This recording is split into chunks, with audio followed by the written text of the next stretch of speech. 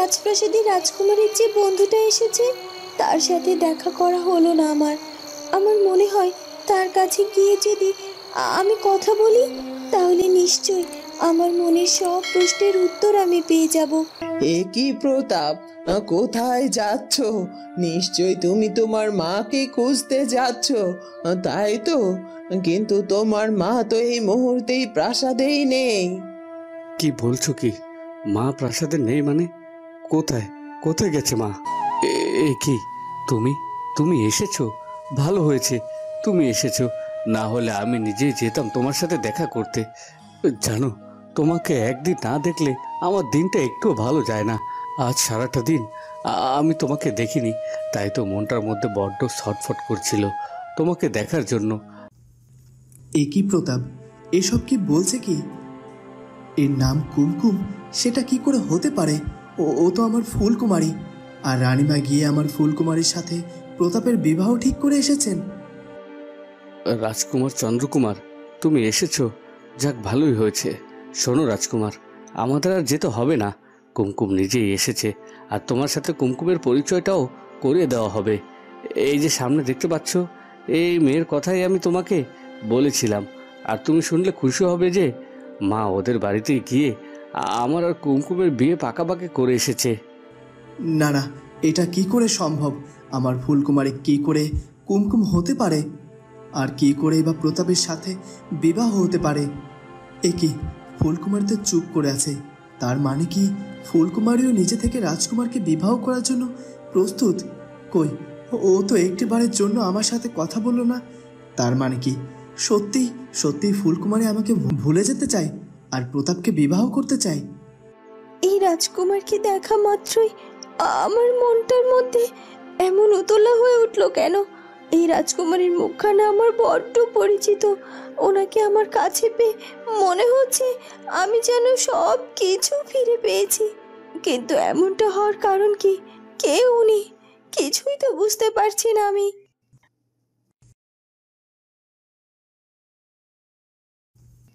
কি গো, কুমকুম রে কি খুঁজা পাইলা? না, তখন থেকে কত কইরা খুঁজলাম, কিন্তু কোথাও তো কোনো খোঁজই পাইলাম না। কই যে গেল মেয়েটা, সেটাই তো বুঝতে পারতাছি না। কি কইতাছো? রাত তো অনেক হইছে, আরে এত গভীর রাতে মাইয়াডা আবার কই যাইবো? আমার তো এখন সত্যি সত্যি মাইয়াডারে নিয়া বড্ড চিন্তা হইতাছে। মাইয়াডা তো আশেপাশে জায়গাও তেমন চেনেও না, তাহলে কোথায় যাইতে পারে কও তো? তুমি এক কাজ করো, তুমি বরং জঙ্গলের ওদিকটাতে একটু খুঁজা দেখো ওদিকে গিয়েছে কিনা। তুমি কি মনে করছো আমি জঙ্গলের ওই দিকটাতে খুঁজি নাই? আমি সব জায়গায় খুঁজছি, কিন্তু কোথাও কুমকুমরে পাইলাম না। কোথায় যে গেল মাইয়াডা? আচ্ছা বউ, কুমকুম আবার নিজের বাড়ির কথা মনে পড়ে নাই তো? ও নিজের বাড়ি চলে যায়নি তো? হয়তো সে নিজের বাড়িতে ফিরে গেছে। না না না না, সেইটা কিছুতেই হইতে পারে না। যদি ওর নিজের বাড়ির কথা মনেও পইরা যায়, তাহলে তো চইলা যাওয়ার আগে আমাগো সাথে দেখা কইরা আমগো সব জানাই যাইতো। আমারে না জানায়া কোথাও যাইবো না। আচ্ছা, মাইয়াটা আবার কোনো বিপদ আপদে পইরা যায় নাই তো? দাঁড়াও, তুমি চিন্তা কইরো না, আমি বরং আর একটু খুঁজা দেখি মাইয়াডারে, খুঁজা পাই কিনা। এই কথা বলি মালিনীর স্বামী তাড়াতাড়ি করে ঘর থেকে বেরিয়ে যায়।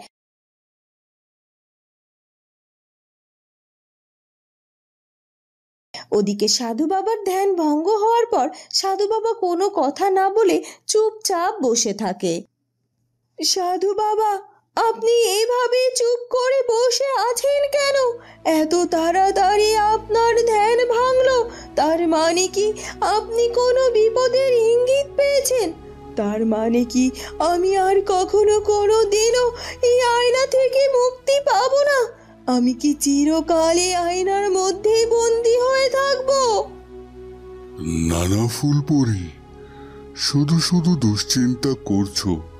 আমি যখন ধ্যান সাধনা করছিলাম তখন আমি বুঝতে পেরেছি তুমি শুভ শক্তি সম্পূর্ণ একজন পরী, আর তাই তো তোমাকে এখান থেকে মুক্ত করার জন্য আমার খুব একটা বেশি সময় প্রয়োজন হয়নি। অল্প সময়ের মধ্যে আমার ধ্যান সাধনা সম্পূর্ণ হয়েছে, আর আমি চাইলে এখনই তোমাকে বন্দি আয়না থেকে মুক্ত করতে পারি। সত্যি সত্যি বলছেন সাধু বাবা? আপনার ধ্যান সাধনা সম্পূর্ণ হয়েছে?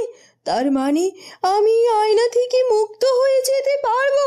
তাহলে আপনি আর একটু দেরি না করে আমাকে এক্ষুনি এই বন্দিকৃত আয়না থেকে মুক্তি দিন। আমি যে আর এখানে এভাবে বন্দি হয়ে থাকতে চাই না। ঠিক আছে, তাই হবে।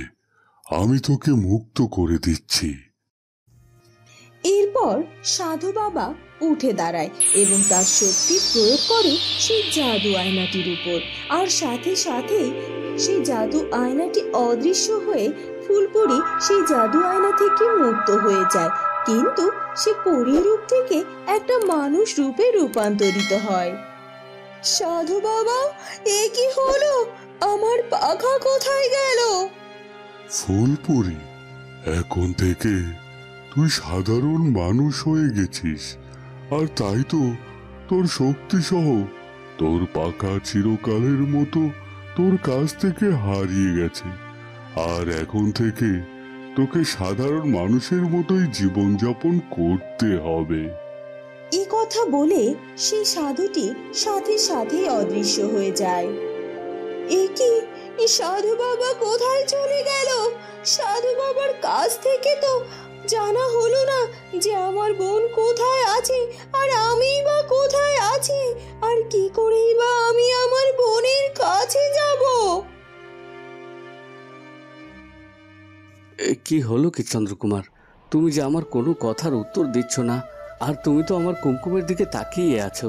তুমি কি আমার কুমকুমের থেকে চোখ ফেরাতে পারছো না? আমি তোমাকে বলেছিলাম না, আমার কুমকুমের দিকে যে একবার তাকাবে সে ইচ্ছে করলেও তার চোখ সরাতে পারবে না। হ্যাঁ হ্যাঁ, সত্যি সত্যি তোমার কুমকুম বড্ড সুন্দর দেখতে। আমি কিছুতেই তার দিকে চোখ ফেরাতেই পারছি না। কুমকুম, এটা হলো আমার বন্ধু চন্দ্রকুমার, রূপনগর রাজ্যের একমাত্র রাজপুত্র। জানো তো, ওর স্ত্রী ওকে ছেড়ে কোথায় যেন চলে গেছে, আর ও তাকে খোঁজার জন্য আমাদের রাজ্যে এসেছে। কিন্তু দুঃখের বিষয়, তাকে যে আর খুঁজেই পেল না সে।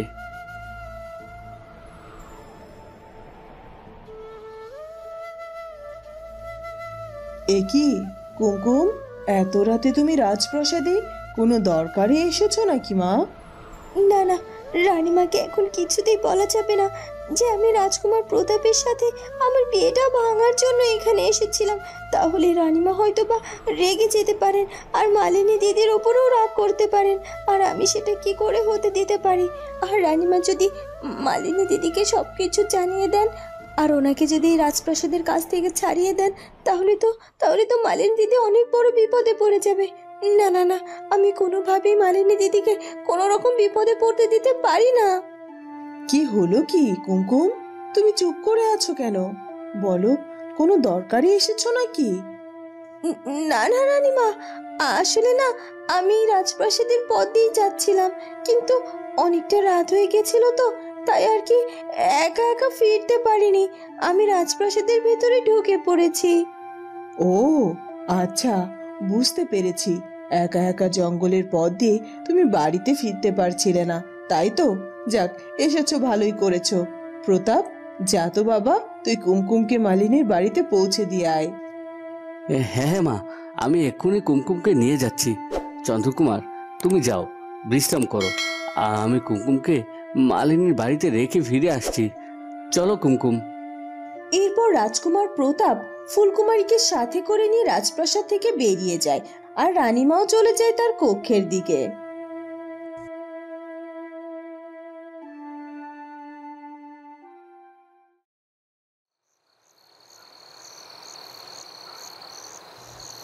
মহারাজ, কাল সকাল সকাল রাজকুমার রাজ্যে ফিরে আসবে তো? হ্যাঁ হ্যাঁ রানী, রাজকুমারকে কাল সকালে ফিরে আসতেই হবে। আর তাছাড়া সে আমার অসুস্থতার কথা শুনেছে, আর আমার বিশ্বাস সে আর একটু বিলম্ব না করে কাল সকাল সকাল ঠিকই আমাদের রাজপ্রাসাদে ফিরে আসবে। ফিরলেই ভালো, কিন্তু মনটার মধ্যে কেমন যেন একটা খটকা লাগছে। আমার কেন জানি না মনে হচ্ছে উর্মিমালার সাথে রাজকুমারের বিয়েতে কোনো বাধা আসতে পারে। না না রানী, এবার আমরা যেভাবে আমাদের পরিকল্পনা সাজিয়েছি তাতে করে তোমার বিবাহ না করে কিছুতেই পারবে না। তুমি তোমার মতো সব প্রস্তুতি গ্রহণ করে ফেলো। মহারাজ, আমার সব রকম প্রস্তুতি নেওয়া হয়ে গেছে, এখন শুধুমাত্র কাল সকালের অপেক্ষা। আর মাত্র একটা রাত, আর আজকের এই রাতটা পার হলেই রাজকুমার রাজকুমার প্রাসাদে ফিরে আসবে, আর রাজকুমারের সাথে আমার বিবাহ হবে। সত্যি আমার যে বড্ড খুশি লাগছে। আমি এত সহজে রাজকুমারকে নিজের স্বামী হিসেবে পেয়ে যাব ভাবতেই পারিনি। তবে এই সব কিছু তো আরো আগে হওয়ার কথা ছিল, কিন্তু ওই ফুলকুমারীর জন্যই তো সব কিছু এলোমেলো হয়ে গেল। তবে এবার আমি আর কোনো কিছু এলোমেলো হতে দেব না। আমার আর রাজকুমারের মধ্যে আমি আর কাউকেই ঢুকতে দেব না, কাউকেই না। ওদিকে রাজকুমার প্রতাপ ফুলকুমারীকে মালিনীর বাড়িতে দিয়ে আসে। মালিনী, আমি তোমার বোনকে তোমার বাড়িতে সসম্মানে পৌঁছে দিয়ে গেলাম। এ কি রাজকুমার, আপনি আপনি কুমকুম রে কই পাইলেন? আসলে কুমকুম আমাদের রাজপ্রাসাদে গিয়েছিল, ও একা একা ফিরতে ভয় পাচ্ছিল, তাই আর কি আমি ওকে পৌঁছে দিয়ে গেলাম। যাই হোক, আমি এখন আসছি, কেমন? এরপর রাজকুমার প্রতাপ সেখান থেকে চলে যায়। বোন, তুমি রাজপ্রাসাদে কেন গিয়েছিলা? আর তুমি রাজপ্রাসাদে গিয়েছিলা ভালো কথা, কিন্তু আমাদেরকে তো একটু জানায়া যাইতে পারতা। সেই তখন থেকে তোমার দাদা তোমারে কোথায় না কোথায় খুঁজেছে। চিন্তায় আমরা দুইজন যে বড্ড অস্থির হয়ে পড়ছিলাম। ভাবছিলাম তুমি নিশ্চয় কোনো বিপদে পড়ছো। দিদি, আসলে আমার ভুল হয়েছে, তোমাদেরকে জানিয়ে যাওয়াটা আমার উচিত ছিল। দিদি, আমার শরীরখানা না বড্ড খারাপ লাগছে, আমি ও ঘরে যাচ্ছি, আমার যে একটু বিশ্রামের দরকার। এ কথা বলে ফুলকুমারী আর একটু দেরি না করে সেখান থেকে চলে যায়। কি হইল কি? মাইয়াটার কি সত্যি খারাপ লাগতেছে নাকি? আসলে আমি অসুস্থ হওয়ার পর থেকে মাইয়াটা অনেক খাটাখাটনি করে, তাই ওর শরীরটা হয়তো একটু খারাপ লাগতেছে। হ্যাঁ গো, তুমি ঠিকই কইছো, কিন্তু একটা বিষয় দেখা খুব ভালো লাগলো যে স্বয়ং রাজকুমার নিজে আইসা কুমকুমকে আমাদের বাড়িতে পৌঁছাইয়া দিয়া গেল। হয় ঠিকই কইছো। আর দেখছো রাজকুমারের সাথে আমাদের কুমকুমকে কি সুন্দর মানাইছে, একেবারে যেন রাজজটক। ওদিকে রাজকুমার চন্দ্রকুমার কিছুতেই ফুলকুমারী থেকে কুমকুম এই হিসেবটা মেনে নিতে পারছিল না।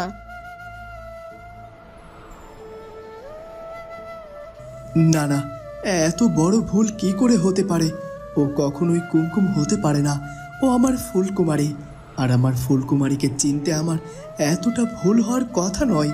আমি নিশ্চিত ওই আমার ফুলকুমারী, কিন্তু যদি তাই হবে তাহলে ফুলকুমারী কেন আমাকে দেখে চিনতে পারলো না, আর আমার সাথে কেন একটি কথাও বলল না, আর কেনই বা ও আমার বন্ধু প্রতাপের সাথে বিয়ে করতে রাজি হয়ে গেল? ও কি সত্যি সত্যি আমাকে একেবারেই ভুলে গিয়েছে? মা বলেছিল ও নাকি মোড়লের ছেলে সুমনের সাথে পালিয়েছে, কিন্তু তাই যদি হবে তাহলে রাজকুমার প্রতাপের সাথে বা তার বিবাহের সম্বন্ধ কি করে হয়? আর মোড়লের ছেলে সুমনই বা কোথায়? না না, কিছুই বুঝতে পারছি না। সব কিছু আমার কাছে কেমন যেন গুলিয়ে যাচ্ছে। আর তাছাড়া এইসব কিছু যদি ভুল হয়ে থাকে তাহলে কেন ফুলকুমারী আমাকে চিনেও না চেনার ভান করে থাকলো? আর আমি কি করে বা এইসব প্রশ্নের উত্তর পাবো? ওদিকে ফুলকুমারী কিছুতেই যেন দু চোখের পাতা এক করতে পারে না। না না, আমি আর পারছি না। আমার মনটার মধ্যে কেন এমনটা হচ্ছে? কেন আমার বারবার ওই রাজকুমারীর কাছে ছুটে যেতে ইচ্ছে করছে? কে কে ওই রাজকুমার? তার সাথে আমার কি বা সম্পর্ক আছে? তাছাড়া ওই রাজকুমার তো আমার কাছে এসেছিল, কিন্তু তার চোখের দিকে তাকিয়ে কেন আমি কিচ্ছু বলতে পারলাম না। কোথায় যেন হারিয়ে গেলাম আমি। আর আমার ওই রাজকুমারের সাথে যদি কোনো সম্পর্ক থেকেই থাকতো তাহলে ওই রাজকুমার তো আমাকে তেমন কিছুই বললো না। কেন তাহলে ওই রাজকুমারটার জন্য আমার মনটা এত উতলা হয়ে আছে? আর কিভাবে বা আমার মনে লুকিয়ে থাকা এই সব প্রশ্নের উত্তর আমি খুঁজে পাবো? হে বিধাতা, তুমি তুমি আমাকে সাহায্য করো, আমি যেন আমার মনে জমে থাকা সব প্রশ্নের উত্তর পেতে পারি। আমি যে সহ্য করতে পারছি না।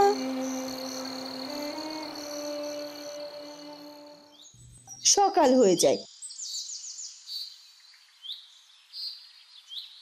ওদিকে পরী সাধারণ মানুষে রূপান্তরিত হয়ে পথে পথে ঘুরতে থাকে আর সে ফুলকুমারীর খোঁজ করতে থাকে। আজ আমি কত অসহায়, আমি এক শক্তিশালী পরী থেকে সাধারণ এক মানুষে পরিণত হয়েছি, আর আমাকে এভাবে মানুষের রূপে জীবন কাটাতে হবে। কিন্তু কোথায় যাব আমি? আমার তো থাকার কোনো জায়গা নেই। আমি কিছুতেই যেন পথ চলতে পারছি না। এই জায়গা, এই পথ, সব কিছু আমার অচেনা মনে হচ্ছে। তাহলে আমি কি করে আমার বোন ফুলকুমারীর কাছে পৌঁছবো? আর রাজপ্রাসাদের পথটাও তো আমি চিনতে পারছি না। আর তাছাড়া আমি আসলে যে কোথায় আছি সেটাও জানি না। ওই তান্ত্রিক আমাকে আয়নায় বন্দি করে ছুঁড়ে ফেলেছিল, আর তারপরই তো আমি ওই কক্ষের মধ্যে বন্দি ছিলাম।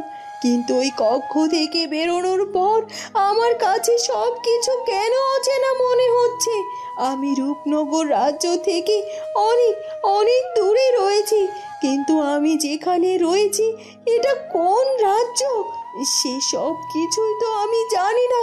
আমাকে এক্ষুনি সবটা খুঁজে বের করতে হবে, আর যে করেই হোক আমাকে পথ চিনে আমার বোন ফুলকুমারীর কাছে যেতে হবে। কারণ আমি খুব ভালো করেই বুঝতে পারছি যে আমার বোন ভালো নেই, আমার বোন বড্ড বিপদে আছে।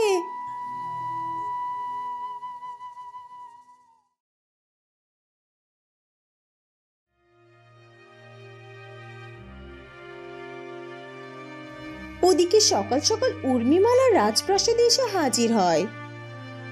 রানীমা, আমার ওদিকে সবকিছু প্রস্তুত করা হয়ে গেছে, কিন্তু রাজকুমার কোথায়? রাজকুমার কি এখনো ফিরে আসেনি? না না উর্মিমালা, রাজকুমার এখনো রাজপ্রাসাদে ফিরে আসেনি। তবে আমার মনে হয় ও খুব তাড়াতাড়ি ফিরে আসবে। তুমি একদম চিন্তা করো না। রানীমা, আমার মনটার মধ্যে কেমন যেন একটু ভয় ভয় লাগছে। সত্যি রাজকুমার আজ ফিরবে তো, নাকি প্রতিবারের মতো এবারও আমার আশা স্বপ্ন সব ভেঙে চুরমার হয়ে যাবে? না না উর্মিমালা, তুমি এত চিন্তা করো না। রাজকুমার সঠিক সময়ে ফিরে আসবে। আর তাছাড়া আমার এদিকেও সব প্রস্তুতি গ্রহণ করা হয়ে গেছে।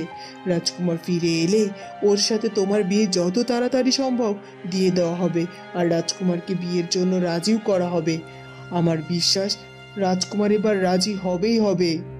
কিন্তু রানীমা, রাজকুমারের ফিরতে এতটা দেরি কেন হচ্ছে বলুন তো? কেন হচ্ছে সেটা জানি না, তবে অনেকটা দূরের পথ তো, তাই হয়তো বা একটু দেরি হচ্ছে। তুমি চিন্তা করো না, ও সঠিক সময়েই ফিরবে রাজপ্রাসাদে। ওদিকে রাজকুমার চন্দ্রকুমার রাজকুমার প্রতাপের কক্ষে যায় বিদায় নেওয়ার জন্য। বন্ধু প্রতাপ, আমাকে যে এবার আমার রাজ্যের উদ্দেশ্যে রওনা দিতে হবে। আমার সব কিছু গুছিয়ে নেওয়া হয়েছে। এখন তুমি আমাকে বিদায় দিলে আমি রওনা দিতে পারি। কি বলছো কি? এত তাড়াতাড়ি তুমি প্রস্তুত হয়ে গেছো? আর এত সকাল সকাল বেরিয়ে পড়বে আজকের দিনটা থেকে যেতে? না না প্রতাপ, আর আমি এখানে থাকতে চাই না। আসলে আমি এসেছিলাম আমার ফুলকুমারীকে খুঁজে পাওয়ার আশায়, কিন্তু এখানে এসে তো আমি আমার ফুলকুমারীকে খুঁজেই পেলাম না। আর তাছাড়া তোমার মনের মানুষের সাথেও তো আমার দেখা করানো হয়ে গেল। তুমি তোমার মনের মানুষের সাথে বিবাহ করে সুখে থেকো। আর তাছাড়া ওদিকে বাবার শরীরটা বড্ড খারাপ, আর তাই আমাকে যে ফিরে যেতেই হবে। নেহাত তোমার পিতামশাইয়ের শরীরটা খারাপ, তাই তো আমি তোমাকে যেতে দিচ্ছি। না হলে আমার বিবাহ সম্পূর্ণ না হওয়া পর্যন্ত আমি তোমাকে কিছুতেই যেতে দিতাম না। ঠিক আছে, সাবধানে যেও বন্ধু, আর ফিরে গিয়ে আমাকে পত্র পাঠিও, কেমন? এরপর রাজকুমার আর কোনো কথা না বাড়িয়ে তাড়াতাড়ি করে রাজপ্রাসাদ থেকে বেরিয়ে যায়।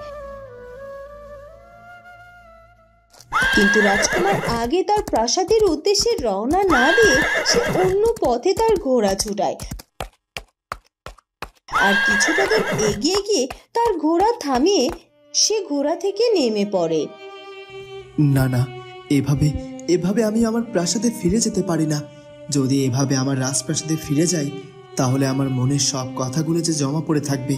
আর আমি যেহেতু একবার ফুলকুমারীর দেখা পেয়েছি সামনাসামনি, আমাকে একটি বারের জন্য হলেও তার কাছ থেকে আমাকে জবাব চাইতে হবে।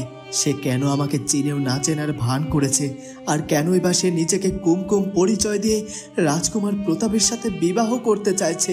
এসব কিছু আমাকে যে জানতেই হবে। এ কথা বলে রাজকুমার মালিনীর বাড়ির দিকে এগিয়ে যেতে থাকে। ওদিকে ফুলকুমারীও সেই পথ দিয়ে এগিয়ে আসতে থাকে, আর রাজকুমারকে দেখে সে দাঁড়িয়ে পড়ে। এই তো কুমকুম, তোমার সাথে আমার দেখা হয়ে গেল। ভালোই হলো, আমাকে কষ্ট করে মালিনীর বাড়ি পর্যন্ত যেতে হলো না। একে রাজকুমার চন্দ্রকুমার, কিন্তু রাজকুমার চন্দ্রকুমার মালিনী দিদির বাড়ির দিকে কেন আসছিল? নিশ্চয়ই রাজকুমার চন্দ্রকুমার আমাকে চিনতে পেরেছে। নিশ্চয়ই রাজকুমার চন্দ্রকুমার আমাকে কিছু বলতে চাইছে। ভালোই হলো, আমিও আজ রাজকুমারকে আমার মনে জমে থাক সব প্রশ্নগুলো করব, আর আমার বিশ্বাস আজ আমি আমার মনের সব প্রশ্নের উত্তর পেয়ে যাব। বন্ধুরা, কি হতে চলেছে এরপর সেটা জানবো আমরা ফুলকুমারী গল্পের পরবর্তী পর্বে। আর আমাদের আজকের পর্বটি ভালো লাগলে অবশ্যই আমাদের চ্যানেলটিকে সাবস্ক্রাইব করে দিও। দেখা হবে নতুন পর্ব নিয়ে। ধন্যবাদ।